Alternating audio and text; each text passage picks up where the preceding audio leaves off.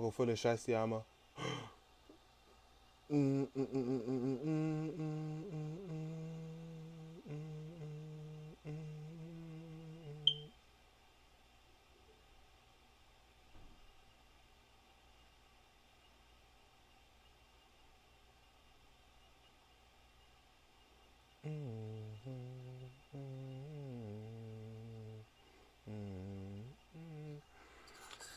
Ah, chat. What we doing, bro? Cause I still want to play. I still want to play some COD, but I still want to keep reacting to videos, bro. I want to find some good react videos to watch. Yo, what's this? In 1975, I actually took an oath with 5 other gentlemen, became a sworn made member of the family. And just to show you how fortunate I am, the 5 guys that I took the oath with, they were all murdered later on. Damn. Every one of them. None of them survived. Hold on, what this is right here? This look like him right here.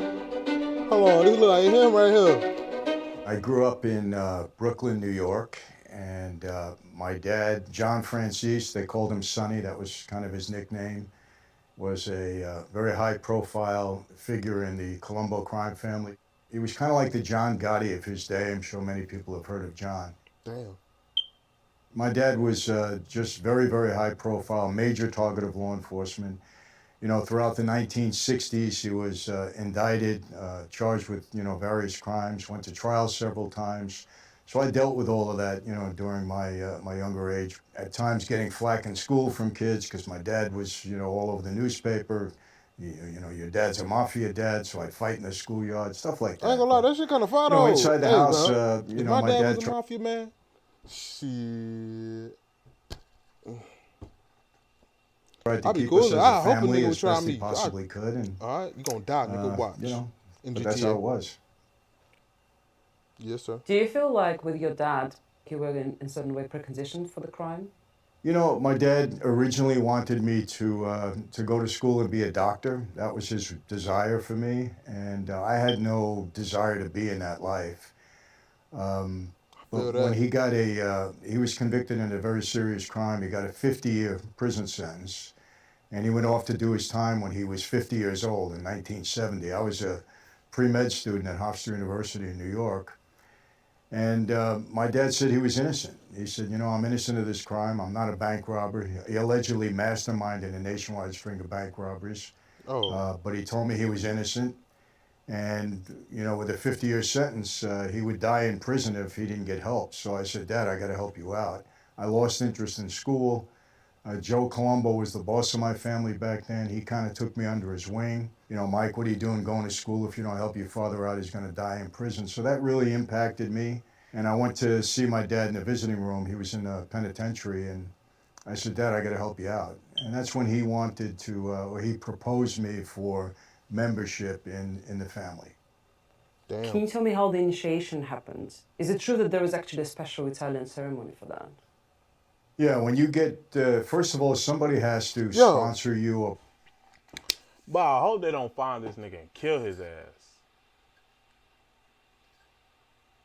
in GTA. You know what I'm saying? Cause he kind of Propose you into that lifestyle. Gonna You just wanna. can't go up to somebody that's Gonna wanna. part of the life and say, hey, I'd like to join. You know what I'm You can't do that. Somebody has to vouch for you, propose you, say you have what it takes. In my case, it was my father. And I was 21 years old. And then you go through like a pledge period where you have to prove yourself worthy to become a member. For me, that lasted 2.5 years or so. And, I had to do whatever I was told to do to prove myself worthy. It could have been something very menial. There's a lot of discipline in that life, a lot of authority, a lot of respect. And it could have been something very serious. I never shy away from this. That life at times is very violent. You're part of the life, you're part of the violence. There's no escape. I always say this, the Mafia Cosa Nostra in America survived and prospered for well over 100 years under some very difficult conditions, law enforcement and other things going on. And the reason they did that was because of the organization, because of the structure, because there was consequences if you violated the policies and the rules. There was one boss that was the head of the family. And he had an underboss, which was the second in command under him. And then there was a position called consigliere, who was like an advisor to the boss. And then you had caporegimes or captains, and they were kind of the street bosses, and they were in charge of the soldiers.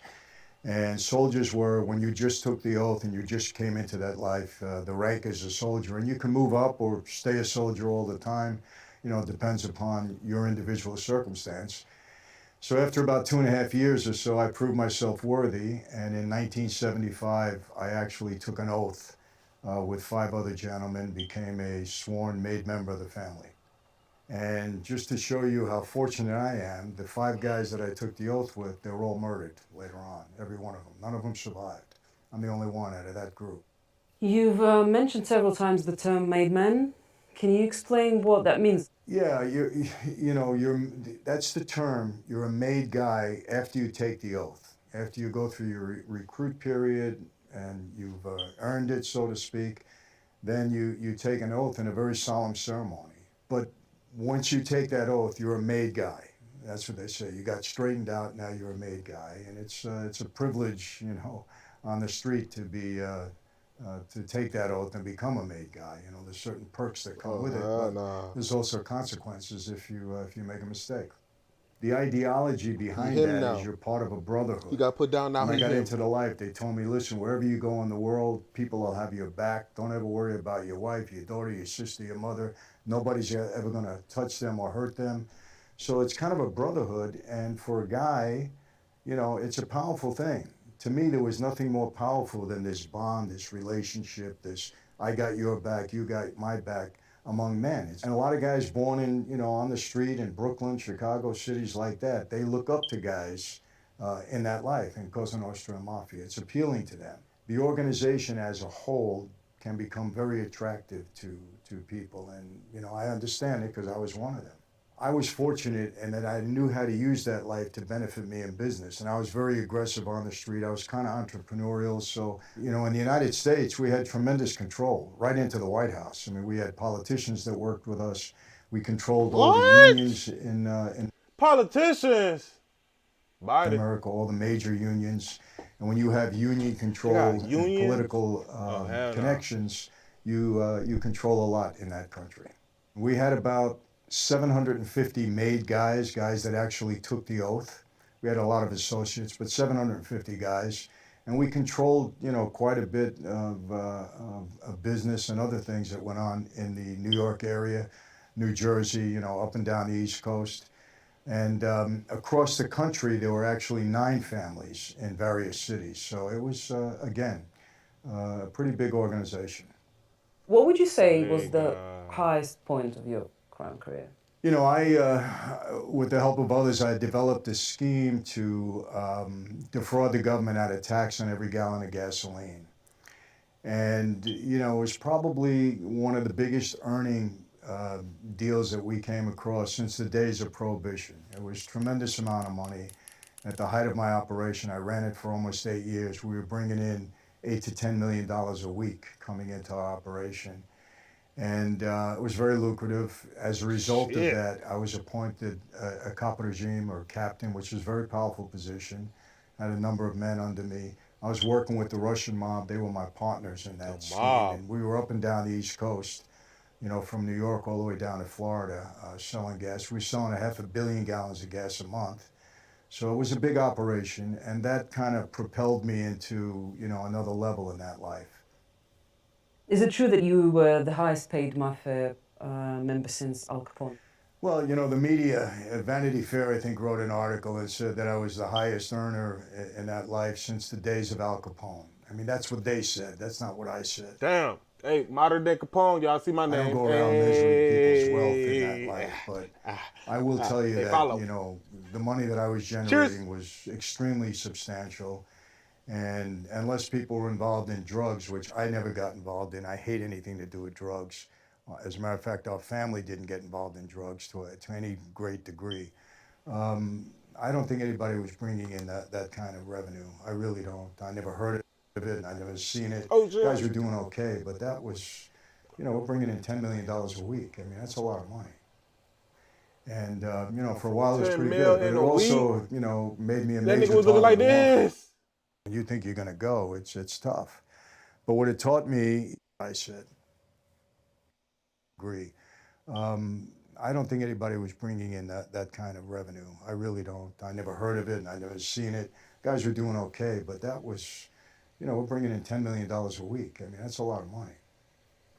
And, you know, for a while it was pretty good. But it also, you know, made me a major target of law enforcement. Because my dad had a big name, so from the moment I entered that life, I had law enforcement all over me. So it started from day one with me when I was 21 years old. Come on through the I'd gotten arrested I several got a times. paper cut. You know, always fighting law enforcement, so that wasn't something that was strange to me. I mean, it was part of my life, you know, almost on a daily basis as I was rising in the ranks and doing my stuff. But, you know, one of the dangers or the horrors of that life is that, you know, you make a mistake, you don't really know it, your best friend walks you into a room, you don't walk out again. And obviously, you know, I spent over 20 years in that life at a high level, so, you know, I knew situations like that. And it was one night when I got called into a room, I didn't know if I was going to walk out again, and it was probably the low point of my time in that life. Obviously, I'm here, so it worked out. But it was it's a tough situation when you know, believe you're facing death. It's pretty tough. And you know, people have asked me, you know, why didn't I cut and run or why didn't I escape? That shit's fucked. You know, it wasn't heroic on my part. It was more or less robotic. I was such a product of that life that I felt, hey, if this is my time, it's my time. Have you ever been scared? I was scared when I walked into that room that night. I mean, look, like I said, you know, it was a very scary situation. When you think you're going to go, it's tough. Hey. But what it taught me, you know, is that I could face death. You know, I tell people all the time, if you're a made member of that life, meaning you took the oath like I did, and you die of old age and you die free, you've really accomplished something, because it's a tough life to navigate. Can you tell me more about what happened in that room or not really? Well, yeah, I mean, it was over money, and you know, there was an article that came out that said that I was becoming. There's always some bullshit over some money or some bitches. I swear to God, every trip. Powerful enough to break away from the family and start my own family. That I was bringing in, you know, over $1 billion, which wasn't. There was no truth to the article at all. Some reporter just made it up. But, you know, I did have a big crew. I did have the Russians working with me. I mean, I had, you know, a lot going on. I had a jet plane, a helicopter, I had houses all over the country. So, I mean, we were doing very well. My whole crew was doing well. So people got that impression, but there was no truth to it. But it gets into people's heads, you know. So the boss of my family, people are watching. My father was coming out of prison on parole, so he was a powerful guy. So people get ideas. In that life, it's all about maintaining power and control. And when people think there's a threat to that, you know, there's a concern. Damn. So they kind of, you know, walked me into that room, making me believe that maybe they wanted me to understand that they were still in control. And it was a scary situation because, you know, people were thinking I was making more money than I was turning in and stuff like that. But once I got into the room and that was fine, and I was, you know, I became, actually I got a little bit upset some money on the side because I said, hey, I'm bringing more money in than you guys have ever seen before, and I'm being held accountable like this. And I started to get a little angry, and then I realized I'm talking to the boss. You don't get angry with the boss, you know. I said, I'm going to walk out of here, and I better keep my composure. But I was mad. You know, after the fear, when I got into the room, then I got angry, but kept my cool, as usual, and walked out of the room. But it was an impression that was made on me, and I didn't like it, you know. Got to keep your composure. Got to stay stoic. No cap. Because I was loyal to the family. I mean, I was doing the right thing, and you know, you don't want to be held accountable when you're doing the right thing. What was the point that got you in prison? I nigga ugly as hell. Well, like I said, I became a major target of law enforcement. I was indicted 5 times in the state, and I went to trial 5 times, and I was either acquitted or dismissed in every case. I beat them all. And then I was indicted in the state of Florida on a racketeering case. I was indicted in New York on 2 federal racketeering cases, one brought on by Rudy Giuliani. I'm sure you know that name. Damn, I've heard that And I name went to before. trial on that one for several months, and I was acquitted in that case also. So I had a pretty good record of beating them at trial. But I finally took a plea to this another racketeering case. It involved tax fraud, mainly the gasoline case. So I took a plea on that because I knew eventually I was going to go down. I mean, I was too big a name. I was too big a target.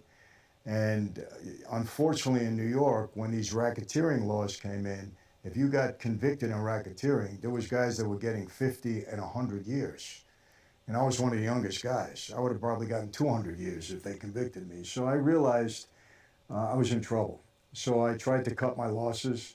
I had met a young woman that I fell very much in love with. She's now my wife of 37 years. And she was really the catalyst that caused me to have second thoughts about remaining in that life and trying to get out. So when I took a plea, That I got nigga a fell in 10-year love and prison was trying to sentence. get out of that shit. I had a He said, "Fuck $15 that million shit. I'm out this restitution. shit. I had a jet plane and a helicopter. I had to surrender it all as part of my forfeiture. And I thought that was the best way to cut my losses. You know, do some time in prison, give the government some money, marry this new young girl, move out to California and try to get away from the life. So that was kind of the plan. I personally lost between legal fees, money that I surrendered to the government, close to $100 million. Damn. Listen, I tell everybody all the time, you get involved with the government, believe me, even if you win the case, it's going to cost you so much money in lost revenue, in money to legal fees to defend yourself. If you do happen to go to prison, the losses that you take, through that time, I mean, it cost me a lot of money. There's no question about it. So the FBI, federal government, they tried to make a cooperating witness out of me. They really wanted me to cooperate. When I walked away from the life, there was a contract on my life from my boss because you're not allowed to do that. And people were upset with me on the street. My father even was upset with me. So the government used that. They came into the prison and they said, you're a dead man anyway, Francis. Cooperate with us. We'll put you in the program, witness protection program. But I didn't want to do that. I wasn't looking to hurt anybody. Wasn't mad at anybody. I just wanted out of the life. They didn't take no for an answer, so they kind of moved me around to different prisons, never letting me get too comfortable. And I spent 2.5 years, actually 29 months and 7 days in solitary. I was in the hole. That's a 6x8 cell, 24/7. And they kept me in solitary and lockdown for quite some time. So they gave me a rough time. What did it feel like to be in solitary confinement for such a long time? Solitary is difficult. I learned through that experience, we weren't meant to be solo creatures. We were meant to be social. And a lot of guys, when the lights went out at night, you heard a lot of moaning and groaning. A lot of guys did not do well, and I understood it. For me, it was difficult, no doubt, but I got through it. I became a person of faith, through that experience, and that helped me tremendously. I had a very strong determination to get home to my wife and my little babies that were at home. And I fought my way out of there. It was tough, though. I don't want to let anybody think anything different. Solitary is a very difficult situation to navigate. But imagine being So talking about your life after prison. by yourself. Nigga, 24/7, 7 days a week. Nigga, I had a homeboy that got locked up. He sat in the cell for 2 days. Nigga was going crazy. 2 days. Nigga was going insane. Imagine sitting in that bed 24/7, 7 days a week for 29 months. That's like what? 2 years and a half? Ah, Jesus. Bomba clot. How did you adjust to it?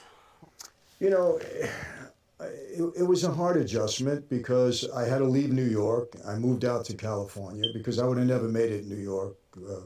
You walk away from that life and you stay in New York, I wouldn't have lasted, no doubt. But I had to rebuild myself under some difficult conditions. I still had people on the street upset with me. I knew people were trying to come after me, so I had to be mindful of that. And then I was like a fish out of water for a while, I mean, I never really had a job. The last job I had was when I was 16 years old, working in high school in the summer.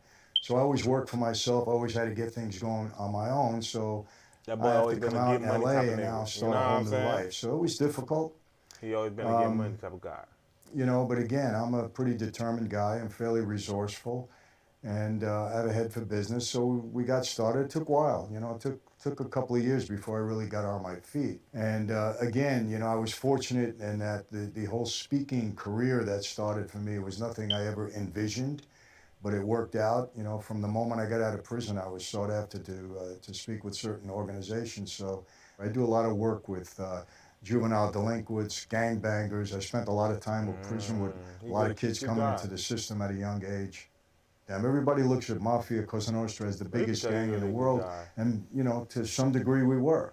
So when we as adults created the environment that these young people are growing up in today, and it's tough, man. It's tough to navigate, and we got to help them. So I try to do my part. When you look back at everything you've been through, how do you feel about your life? Well, you know, look, people ask me, do I have regrets? And obviously there's things that I did in my former life that I regret now. You know, there's times I think I deal with that. My wife says to me, you know, there's a lot of times I'm fighting in my sleep, you know, and things come back to you because, you know, you see a lot during that time. It's like, you know, in a way, soldiers who experience things in the war, when things are horrific, you remember them. And you can't make up for what you've done in the past. It's done, you know. I don't do what I do to make up for that. I do what I do because as a person of faith, I believe that, you know, God knows our hearts. He knows our intents. We can't pull a scam on him. We can't defraud God. So if we're doing the right things, you know, it'll work out in the end. You know, the horrible thing is I speak to so many men when I go into prisons. I have a prison ministry. They're in their 50s and 60s, and they look back and they say, Mike, look what I've done with my life. I spent 15 years, 20 years here. I lost my wife. My kids don't talk to me. And I tell them straight out, the street life is dead end. You're going to end up in prison or maybe dead at some point in time. I tell them straight out also, in this life, we are who we hang out with. We are. You pick the wrong crowd, you hang with the wrong crowd, they're going to lead you in the wrong direction, you're going to get in trouble. Yeah. Hey, good man right there. That's a good guy. Good guy, Tomorrow, good man. I said at 7 o'clock in the morning, go and get Kennedy. That was my... Hey, shut your bitch ass up, nigga. Nobody give a fuck about shit you got to say, nigga. Don't interrupt that good man.